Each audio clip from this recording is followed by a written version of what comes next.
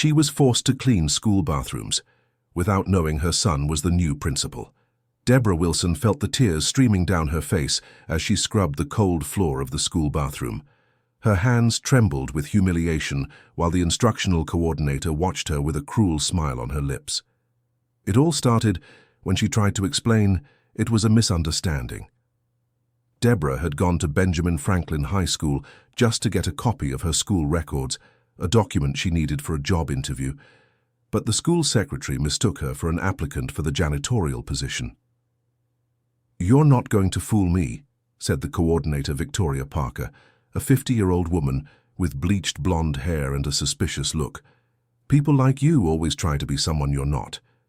"Please, ma'am, there's been a mistake," insisted Deborah, trying to maintain her dignity. "I studied here 25 years ago. I just came to get my documents. You studied here?" Victoria let out a sarcastic laugh.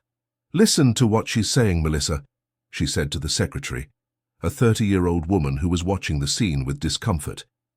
The secretary, Melissa Thompson, lowered her gaze, clearly bothered by the situation, but without the courage to confront the coordinator. She knew Victoria had influence at the school and didn't hesitate to use her position to harm anyone who crossed her. "I have my diploma at home," continued Deborah, keeping her voice steady despite the humiliation. "I can bring it to prove it." "Enough lies." Victoria slammed her hand on the desk. "You came here to put on a show to get the job. Is that it? Well, I'm going to teach you a lesson about honesty." The coordinator pointed to a bucket and cleaning supplies in the corner of the office. Deborah looked at the objects without understanding what was happening. "If you want to work here so badly, you'll start right now," Victoria declared authoritatively. "Clean all the school bathrooms. When you're finished, then we'll talk about your supposed education." "This isn't right," murmured Melissa, but she was quickly silenced by a sharp look from the coordinator. Deborah felt the world spinning. That humiliation was worse than any unemployment. She looked around the office, recognizing every detail of the place where she had been so happy during her youth. The walls were still the same faded yellow color, and the characteristic smell of chalk and cleaning products brought back memories of a time when she dreamed of a bright future. "I'm not going to do this," said Deborah, trying to maintain her dignity. "Oh, you're not?" Victoria smiled maliciously. "Then I think it's best to call security. Trespassing on public property is a crime, you know." Deborah's heart raced. She needed that document for the job interview scheduled for the next day. It was her chance to finally get a decent job after months of searching. She couldn't afford to create legal problems. "All right," she whispered, swallowing her pride. "I'll clean." Victoria smiled with satisfaction and handed the cleaning supplies to Deborah. "Start with the bathrooms on the ground floor. And don't forget, every corner has to be spotless." Deborah picked up the bucket and supplies with trembling hands. As she walked through the hallways toward the bathrooms, she remembered how she had dreamed of returning to that school someday, but as a teacher, not as someone being humiliated. The first bathroom was in deplorable condition, papers scattered on the floor, dirty toilets, and an unbearable smell. Deborah took a deep breath and started working, trying not to think about the humiliation she was suffering. Dear listener, if you're enjoying the story, please take a moment to like and especially subscribe to the channel. It really helps us who are just starting out. Now, continuing. As she cleaned, Deborah heard the laughter of students passing through the hallway. Some stopped at the bathroom door to watch the scene, taking pictures with their cell phones and making cruel comments. "Look, everyone," said a boy of about 16. "The new janitor is really old." "Poor thing. She must really need this job," commented a girl, laughing. Deborah felt the tears burning her eyes, but she kept working silently. She had no choice. She needed that document. It was then that she heard footsteps approaching. She looked up and saw a middle-aged teacher standing at the bathroom door, watching the scene with a worried expression. "What's going on here?" asked the teacher, Helen Walker, who had taught math at the school for over 15 years. "Coordinator Victoria told me to clean," replied Deborah, without stopping scrubbing the floor. Helen knew Victoria's authoritarian methods well, and didn't like what she was seeing at all. There was something strange about that situation. The woman on the floor didn't seem like a regular janitor. Her posture, even while humiliated, had a dignity that was noticeable. "You're not a school employee," observed Helen. "I know all the staff." "I came to get my documents," explained Deborah, stopping cleaning for a moment. But there was a misunderstanding. Helen was outraged. That situation was clearly abusive. She was about to intervene when she heard Victoria's loud voice echoing down the hallway. "Helen!" shouted the coordinator, approaching quickly. "What are you doing here?" "I came to see what was happening," Helen replied firmly. "This lady told me she came to get documents." "And I already explained to her that she needs to do the work first," retorted Victoria. "It's a matter of discipline." "What discipline? She's not a school employee." Victoria positioned herself between Helen and Deborah, blocking the conversation. "Helen, you have classes to teach. Don't meddle in matters that are none of your business." The math teacher knew that Victoria had political protection at the Department of Education. Several times she had tried to report the coordinator's abuses, but was always discouraged or even threatened with transfer. Even so, she couldn't stay quiet in the face of that injustice. "This isn't right, Victoria," insisted Helen. "You can't force a person to clean as punishment." "Yes, I can when the person lies," Victoria shot back. "She said she studied here, but we have no record. She's just another opportunist trying to get ahead." Deborah felt the need to defend herself. "I graduated here in 1998. My name is Deborah Wilson." Helen's eyes widened. That name was familiar to her. She had been at the school since 1995 and vaguely remembered an exemplary student with that name. "Wait," said Helen thoughtfully.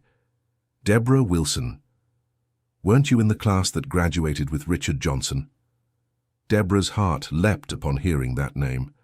Richard had been her classmate and best friend all through high school. They had lost touch after graduation, but she knew he had become an important person in the city. "Yes," replied Deborah, perking up for the first time. "Richard was my best friend." Victoria was visibly bothered by this information. Richard Johnson was currently the superintendent of schools, and she knew that any connection Deborah had with him could complicate her situation. "That proves nothing," Victoria said quickly. "Anyone can say the superintendent's name." "I have a graduation photo at home," insisted Deborah. "I can prove everything." Helen was beginning to believe Deborah, but before she could say anything, Victoria interrupted her. "Helen, you have a class waiting for you," said the coordinator in a threatening tone. "I suggest you go teach your class before I have to report your absence to the principal." The teacher looked at Deborah with pity, but knew she couldn't do much at the moment. Victoria had the power to make her life hell at school. "We'll talk later," Helen whispered to Deborah before leaving. Deborah was alone again with Victoria, who now seemed even more irritated. The coordinator picked up the bucket of dirty water Deborah had used and poured the contents onto the clean floor. "Clean it again," she ordered, "and this time, do it right." The humiliation reached a new level. Deborah looked at the wet floor and felt like giving up on everything, but the image of her son came to mind. Michael had worked so hard to get the principal position, and she couldn't disappoint him by missing the interview because she didn't have the documents. As she cleaned the floor for the second time, Deborah thought about how life had been cruel to her. A widow for 5 years, she had raised her son alone, working informal jobs. Michael had always been a studious and dedicated boy, but she never had the means to give him a private education. Even so, he had managed to graduate in education and get a postgraduate degree in school administration. The pride she felt for her son was her only source of strength at that moment. Michael had gotten a principal position at a school in the metropolitan area and was starting work that week. He was an honest and fair man who had always dreamed of transforming public education. "Are you done?" Victoria asked impatiently. "Yes, ma'am," Deborah replied, slowly getting up. "Great. Now let's go to the first-floor bathroom." The torture continued for another 2 hours. Deborah cleaned all the bathrooms on the ground and first floors, always under Victoria's cruel supervision. With each bathroom, the coordinator invented new reasons to make Deborah redo the work. During all this time, several school staff members passed through the halls and witnessed the scene. Some seemed uncomfortable, but no one had the courage to confront Victoria directly. The coordinator had a reputation for being vindictive and had already harmed several employees who tried to question her. The school custodian, Mr. Joseph, a 60-year-old man who had worked there for over 20 years, watched the situation with growing indignation. He had seen many injustices over the years, but that situation was going too far. "Ms. Victoria," said Mr. Joseph, approaching, "don't you think that's enough already?" "Joseph, mind your own business," Victoria replied curtly, "and if you have nothing to do, go trim the yard grass." The custodian looked at Deborah with pity. There was something about that woman that reminded him of someone, but he couldn't figure out what. Mr. Joseph knew he needed to be careful with Victoria, as she had already managed to get 2 employees who had crossed her fired. Dear listener, if you're enjoying the story, please take a moment to like and especially subscribe to the channel. It really helps us who are just starting out, now continuing.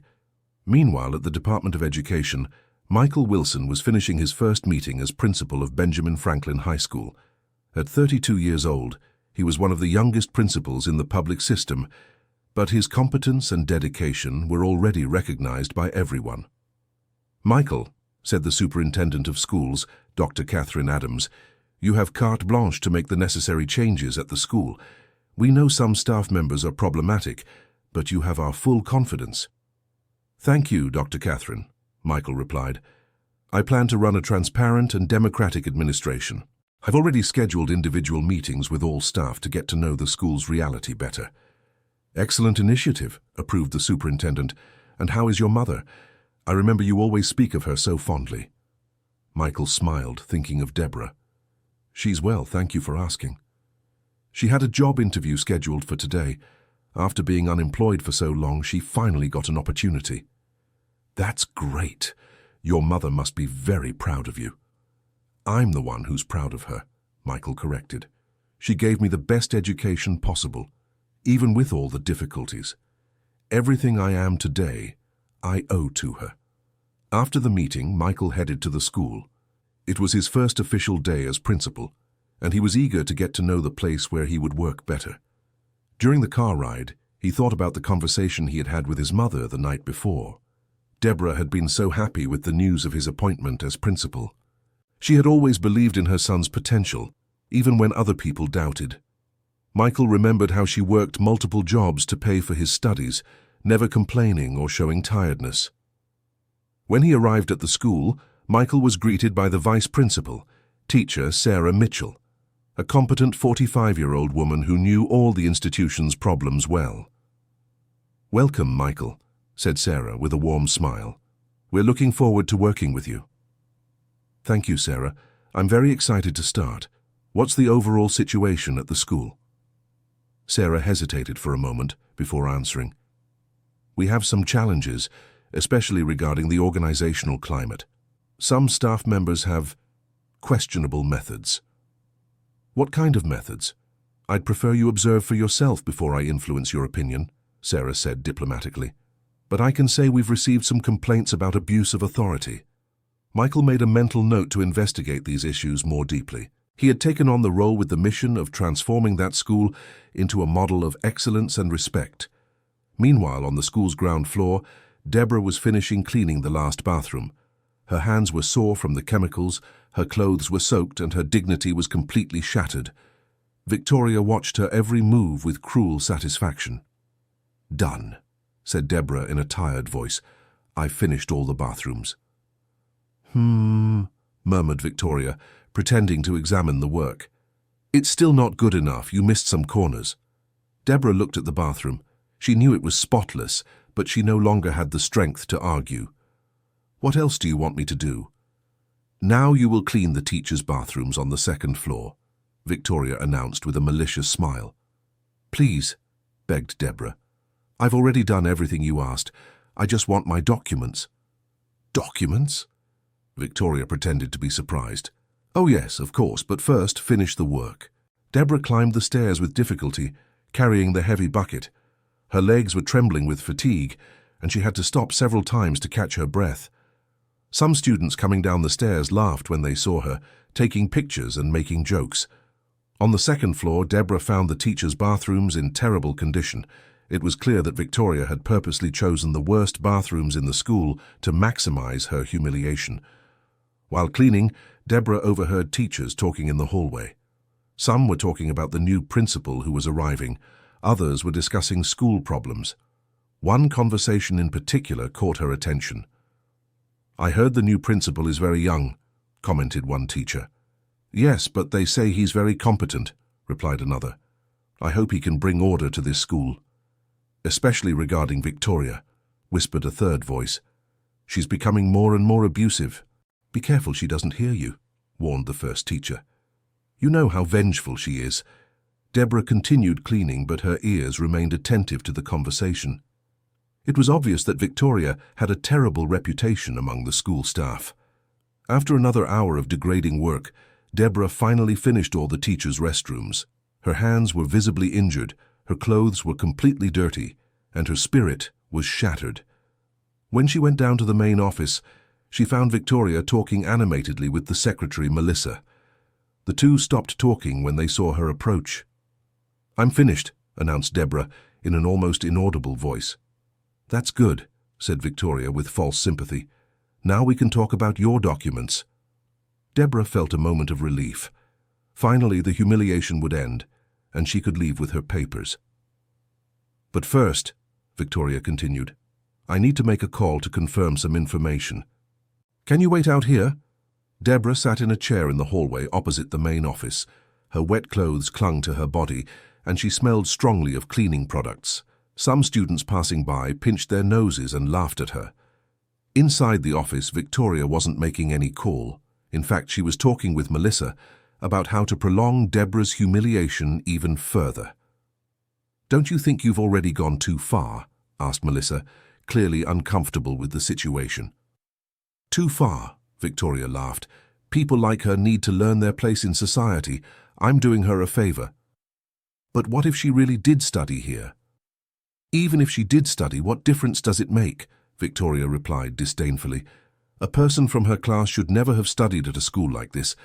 It was a mistake by the system that I won't repeat."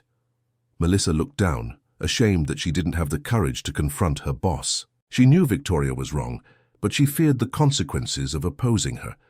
At that moment, Michael was entering the school through the main door. He had spent the last hour visiting classrooms and talking with some teachers. Now he was heading toward the main office to get to know the administrative staff better. As he turned into the hallway leading to the office, Michael saw a woman sitting in a chair, with wet clothes and a dejected appearance. Something about that figure seemed familiar, but the distance and the person's condition didn't allow for a clear identification. "Excuse me," said Michael, approaching. "Are you all right?" Deborah looked up, and for a moment couldn't focus properly. The exhaustion and humiliation had affected her concentration.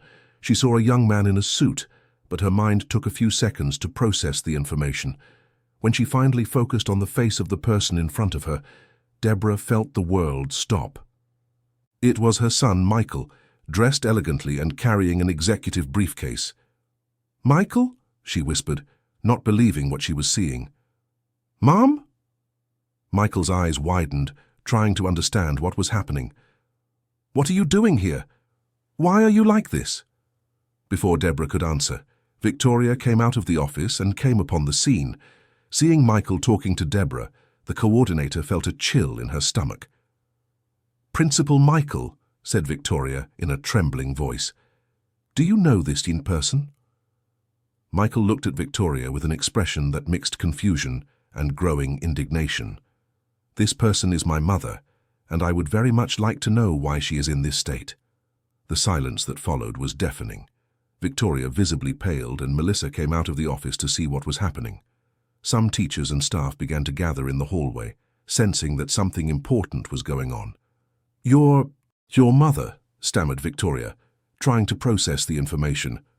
"That's right," confirmed Michael, helping Deborah to her feet.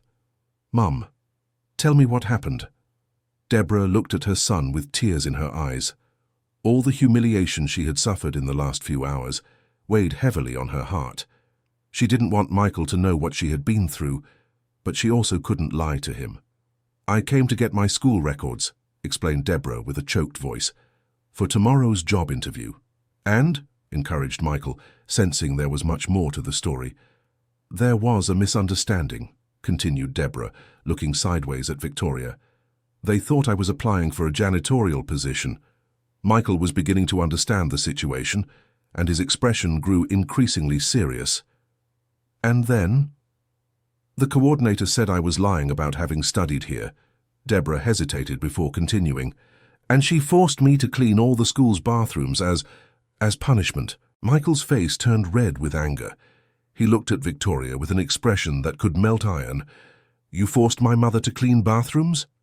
Principal, there was a misunderstanding, began Victoria, desperately trying to save the situation. I didn't know that— You didn't know what? Interrupted Michael in a controlled but dangerous voice. That she was my mother? And would that justify humiliating anyone else? Victoria realized she had dug her own grave. Her arrogance and prejudice had finally found consequences. No, of course not, she stammered. But she didn't have any documents and so you had the right to humiliate her. Michael was visibly controlling himself from shouting. To treat her like a criminal? The crowd in the hallway was growing. Teachers, staff, and even some students gathered to watch the confrontation. Many had witnessed Victoria's abuses over the years and were pleased to see her finally being confronted. Helen, the math teacher who had tried to help Deborah earlier, was among the observers. She approached Michael with an indignant expression. Principal, said Helen. I tried to intervene earlier, but the coordinator threatened me. Threatened you how? Asked Michael. She said she would report my absence from the classroom if I kept questioning her actions, explained Helen, and she's done this to other teachers before. Michael looked around and saw the expressions on the staff's faces. It was clear this was not an isolated situation. Victoria had created an environment of fear and abuse that needed to be eliminated immediately. I want the whole truth, Michael said to the crowd. Who else witnessed what happened today? Several people began speaking at once. Mr. Joseph, the custodian, approached with a determined expression. Principal, said the custodian, I saw everything from the beginning. The coordinator forced your mother to clean all the school's bathrooms. When I tried to intervene, she told me to mind my own business. And I saw her spill dirty water on the clean floor, just to force the lady to clean it again, added a maid. She did that? Michael looked at Victoria with disbelief. Victoria was desperate.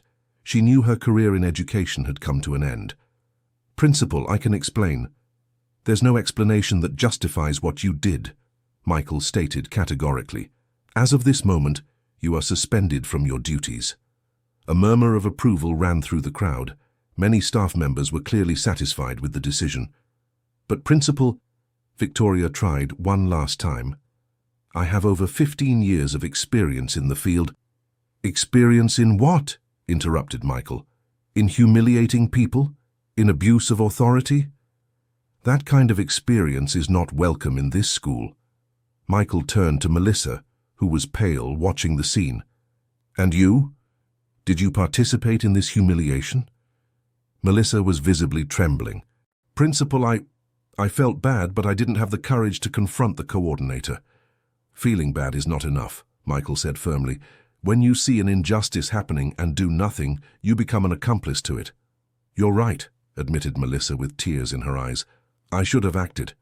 Michael looked at his mother, who was still in shock from the whole situation. Deborah couldn't believe this turnaround had happened. Mom, said Michael tenderly, let's go to my office. You need to clean up and rest. No, Deborah answered surprisingly. First, I want to talk to everyone here. Michael was surprised by his mother's response, but respected her decision. Deborah turned to the crowd of staff and students watching the scene. My name is Deborah Wilson, she began with a firm voice, despite everything she had been through. I graduated from this school in 1998. I was a dedicated student and have always had a lot of affection for this place. The crowd listened in respectful silence. Today I came here just to pick up my documents for a job interview, Deborah continued. But there was a misunderstanding that turned into something much worse. Deborah looked directly at Victoria. The coordinator humiliated me, forced me to clean bathrooms, and treated me like a criminal. But you know what hurts the most? She paused before continuing. What hurts the most is knowing that she has probably done this to other people, and that many of those people weren't lucky enough to have a son like mine to defend them. An emotional silence fell over the hallway. Several people had tears in their eyes. That's why, Deborah continued, I want this situation to serve as a lesson, not just for the coordinator, but for all of us. No one has the right to humiliate another person, regardless of their social or professional position. Michael felt immense pride in his mother's dignity and wisdom. Even after all the humiliation, she managed to turn the situation into a life lesson. My mother is right, Michael said to the crowd. Starting today, there will be zero tolerance for any kind of discrimination or abuse in this school, and this applies to everyone, regardless of rank or position. Dear listener, if you're enjoying the story, please take a moment to like and especially subscribe to the channel. It really helps us who are just starting out. Now continuing. The news of what had happened spread quickly through the school. Within hours, the entire school community knew about the humiliation Deborah had suffered and the new principal's reaction. The story also reached the ears of the Department of Education. Dr. Catherine Adams, the superintendent of schools, called Michael personally to inquire about the incident. After hearing the full report, she expressed her full support for the measures taken. Michael, she said over the phone, you made the right decision. We will initiate an administrative process against the coordinator. Behaviors like this cannot be tolerated in the public school system. Thank you for your support, Doctor, replied Michael. But I want to make it clear that my actions weren't motivated just by the fact that she is my mother. Anyone deserves to be treated with dignity. That is exactly why you are the right person to lead this school, stated the superintendent. Meanwhile, in the principal's office, Deborah had taken a shower in the staff locker room and put on clean clothes that Helen had lent her. Michael had sent for medicine to treat the wounds on her hands. How are you feeling? Asked Michael, sitting down next to his mother. Physically better, replied Deborah, but emotionally I'm still processing all of this. Mom, I'm so sorry you went through this, said Michael with regret. If I had known... Son, Deborah interrupted, it's not your fault. In fact, I'm proud to see how you handled the situation. You're not mad at me for being here? For not telling you this was my school? Deborah smiled for the first time all day. Son, you told me you were taking over a school in the metropolitan area. I didn't imagine it was exactly this one. Actually, Michael admitted, I wanted it to be a surprise. I planned to tell you after everything was organized. And is it organized? Deborah joked. Well, after what happened today, I can say we've started to organize, Michael replied with a smile. The conversation was interrupted by a knock on the door. It was Sarah, the vice principal, accompanied by Helen. Excuse me, said Sarah. Can we talk for a moment? Of course, Michael replied. Come in. Sarah looked at Deborah with a regretful expression. Mrs. Wilson, on behalf of the entire school, I would like to apologize for what happened today. Thank you, Deborah replied. But it's not necessary. You weren't responsible for the situation. Actually, we were, said Helen. We all knew how Victoria behaved, but no one had the courage to effectively report her. Why? Michael asked. Sarah sighed before answering. Victoria had political protection. She was a cousin of City Council member John Johnson, who had influence in the Department of Education. Any complaint against her was quickly filed away. And staff who opposed her were transferred or fired, Helen added. She created a climate of fear in the school. Michael made a mental note to investigate these political connections. And does City Council member John Johnson still have influence? No, Sarah replied. He lost the re-election last year, but Victoria continued to act as if she still had protection. So she was bluffing, Michael concluded, using influence that no longer existed to intimidate staff. Exactly, Helen confirmed, and many of us found out too late. Michael stood up and went to the office window, observing the schoolyard. He was formulating a plan to completely transform the culture of that institution. Starting tomorrow, he announced, we are going to implement a series of changes. First, we will create an anonymous reporting channel so that staff and students can report abuses without fear of retaliation. Excellent idea, Sarah approved. Second, Michael continued, We will promote a series of lectures on human rights and respect for dignity. I want the entire school community to understand that discrimination will not be tolerated." "And third?" Helen asked. Michael looked at his mother before answering. "Third, we will create an ethics committee made up of staff, parents, and students. Any major disciplinary decision will go through this committee." Deborah listened to her son's proposals with growing admiration. It was clear that Michael had thought carefully about how to turn that school into a more just and respectful environment. "And what about the coordinator position?" Sarah asked. "We will open a transparent selection process," Michael replied. "I want the chosen candidate to have not only technical competence, but above all, a commitment to human values." At that moment, the door opened again, and Melissa entered the room. She was visibly nervous and carried a folder with documents. "Principal," she said hesitantly, "I brought Mrs. Wilson's school records." Michael took the documents and examined them. There was all the proof that his mother had studied at that school and graduated with excellent grades. "Interesting," Michael commented. "It says here that my mother was the class speaker at the graduation." "The speaker?" Sarah asked, surprised. "That's right," Deborah confirmed modestly. "I was chosen by my classmates to give the graduation speech." Helen shook her head in disbelief. "And Victoria said you were lying about having studied here." "Worse than that," Michael added, continuing to read the documents. "My mother had the second highest GPA in the class. She was an exemplary student." Melissa was increasingly embarrassed. "Principal, I would also like to apologize. I should have checked the records before letting the situation get to this point." "You're right," agreed Michael.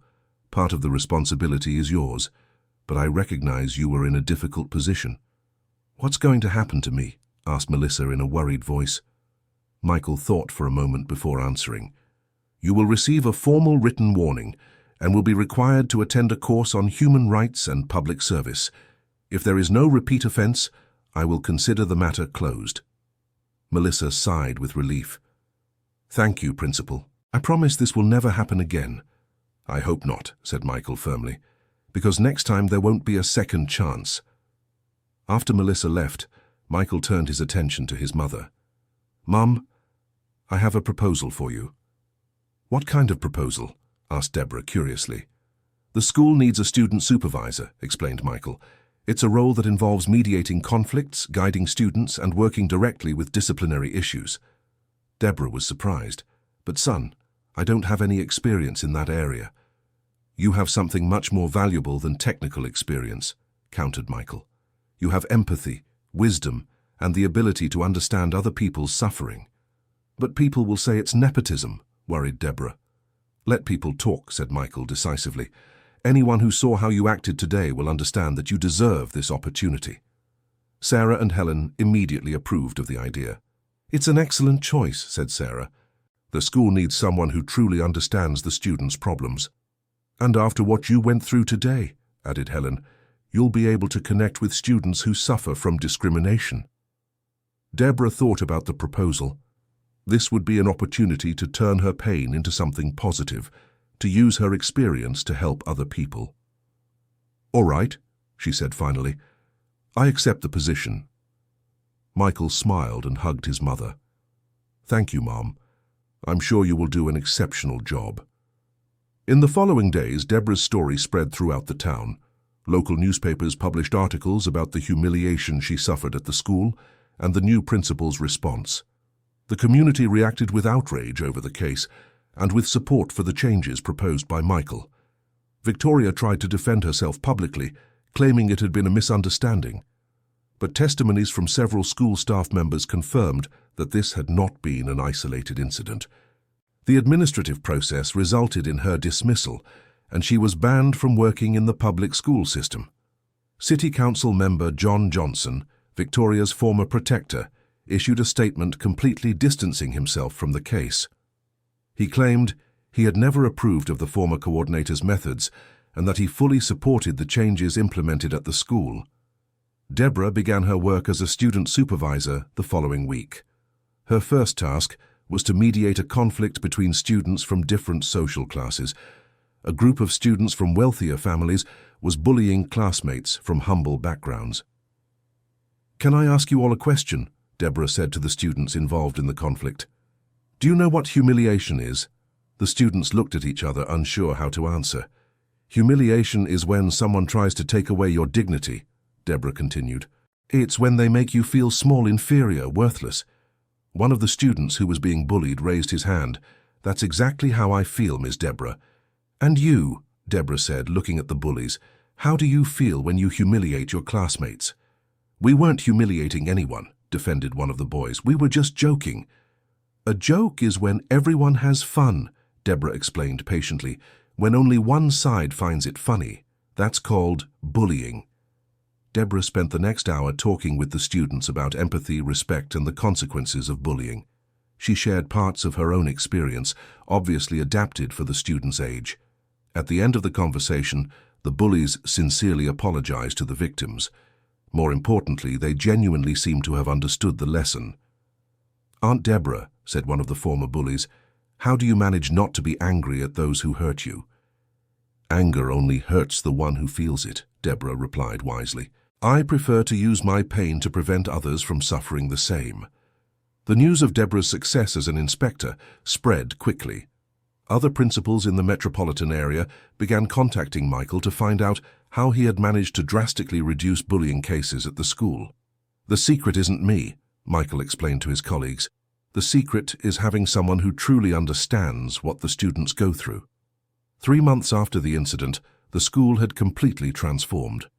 The organizational climate improved dramatically, discipline cases decreased, and student and teacher satisfaction rates increased significantly.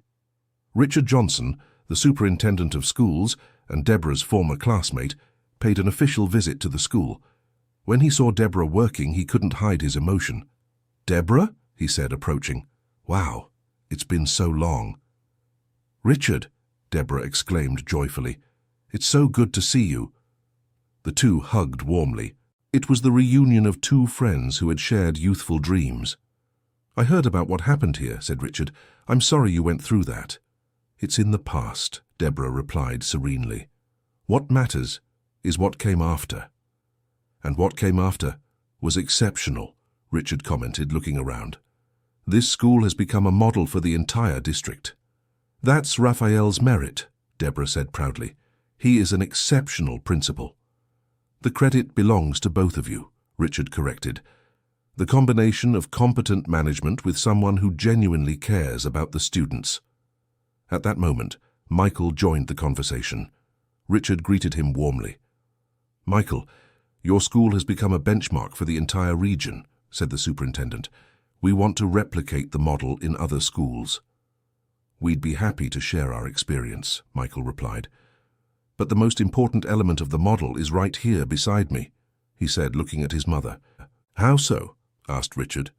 What transformed this school wasn't just administrative changes, Michael explained. It was having someone who understands, in practice, what it means to be discriminated against and humiliated. Deborah was moved by her son's words but tried to remain modest. I'm just doing my job. No, Richard insisted. You do much more than that. You lead by example, teaching what it means to overcome adversity without holding grudges. The conversation was interrupted by the arrival of a group of students who wanted to talk to Deborah about a problem. It was common for students to seek her out to mediate conflicts or simply vent about their difficulties. Aunt Deborah, said a 15-year-old girl, can you help us? There are some boys from another class making jokes about our financial situation.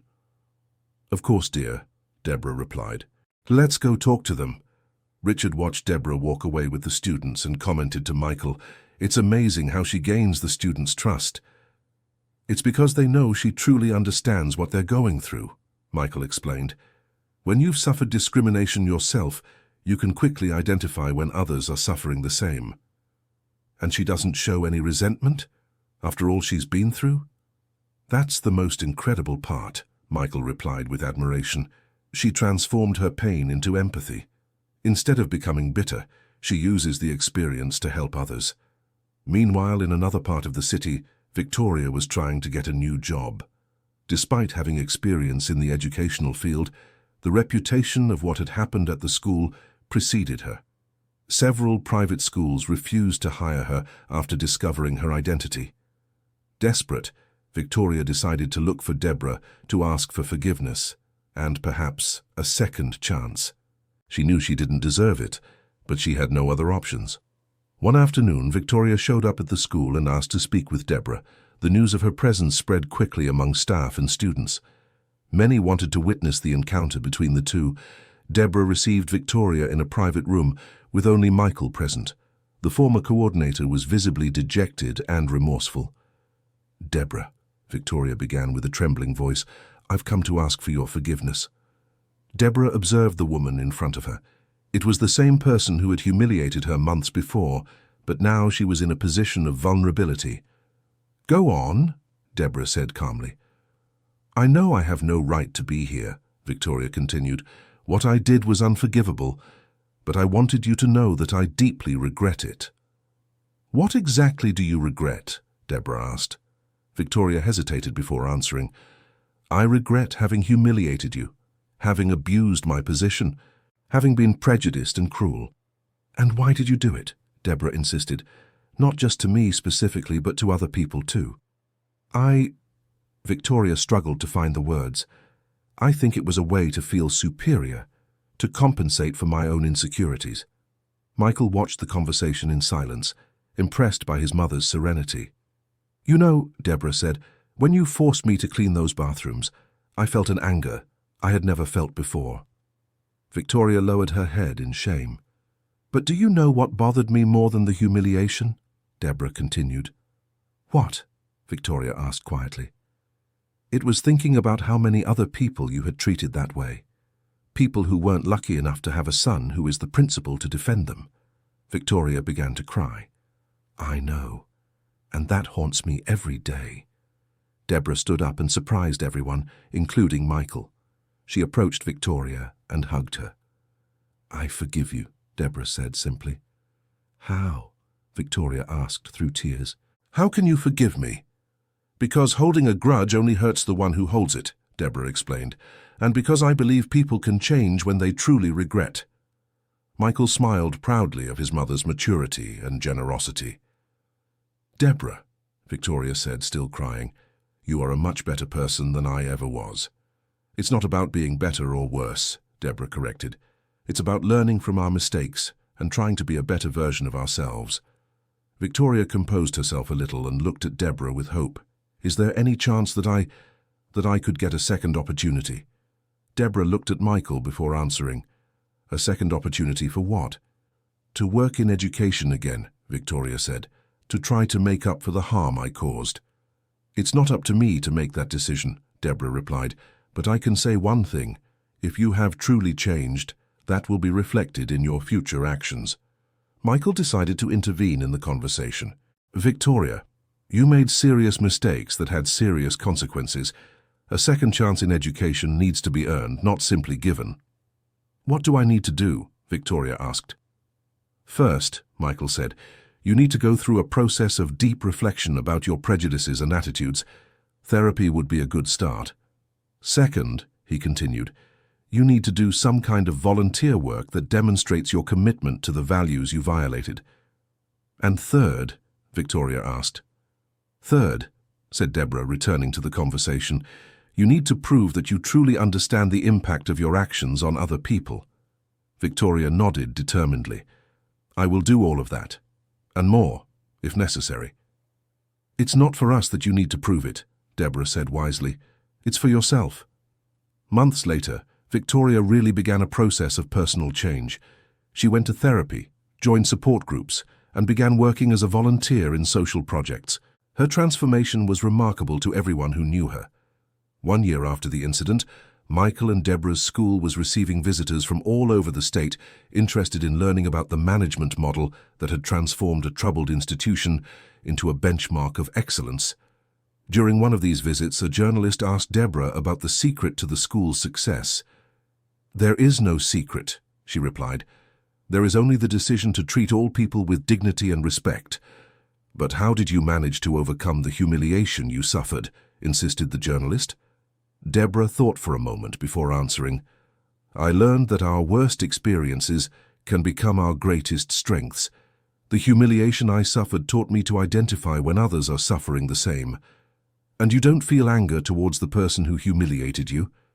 Anger is a natural feeling, Deborah admitted, but choosing to cling to it or transform it into something positive is our decision. The interview was broadcast on local television and generated a great response.